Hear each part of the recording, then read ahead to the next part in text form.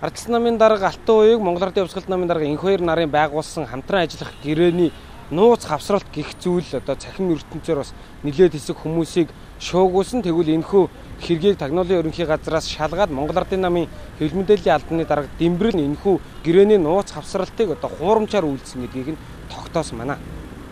10 дугаар сарын 28-ны өдрийн 11 цагийн өмнө юм уу да.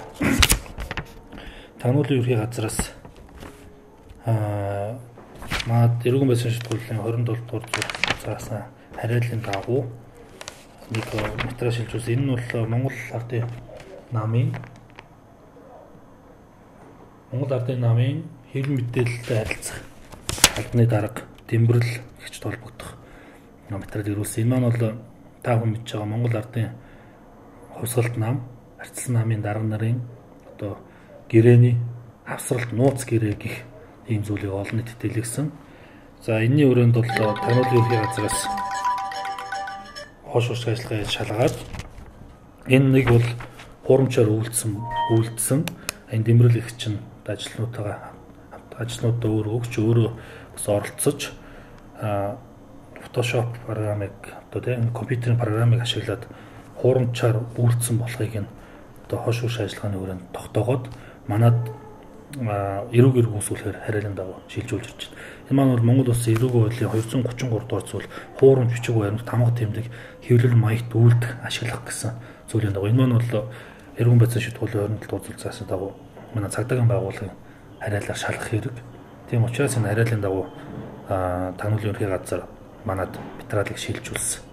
Ингээ одоо манай зохион байгуулалтын гэмтэртэй тэмцэх газар тус асуудалд одоо эрүүг үүсгэхээр одоо үүсгэж шалгахаар гэж материал үйл яваад ажиллаж байна. Багцлаа баярын тэр зүйл амжилтчлаар одоо жишээ нь ямар яах гэдэг юм уу те шийтгэл анхдуулдаг юм даа хуулийн давийн заал. За хуулиндаа бол хөдөлмөрийн үсэг доод хэмжээг 5-аас 50 дахин нэмэгдүүлсэн тэмцэх хэмжээний төгрөгөөр торгох эсвэл 1-ээс 3 сар хугацаагаар баримтшаа шийтгэх нь энэ бол хүндрүүлэх нөхцөл байдалтай байх юм бол 5 жил хүртэл хугацаагаар 20 хэл шийтгэх гэсэн хуулийн заалттай эрүүгийн хуулийн 233 дугаар зүйл дээр. Тэгэхээр бол Тагнуулын ерөнхий газраас за одоогийн байдлаар бол яг үүрэг өгч хэлсэн ажилтан гэдээ бас идэвхтэй хүмүүс байна. Тэгэхээр бол энэ бол яг одоогоор бол яг Тагнуулын ерөнхий газраас энэ асуудал дээр хоошуушгүй ажиллагаа явуулаад энэ үйлцэн одоо эдгээр хүмүүс маань энэ урамчж баримтыг үйлцэн болохыг нь тогтоогоод тэгээ манад бол материалыг зөвхөн шилжүүлж ирүүлж байгаа. Одоо бид нэр эрүүгийн байцаан шийдэх ажиллагаа явуулна. Хуулийн дагуу эрүүг үүсгэн прокурорын хяналтанд дор байцаан шийдэх ажиллагаа явуулах юм байна.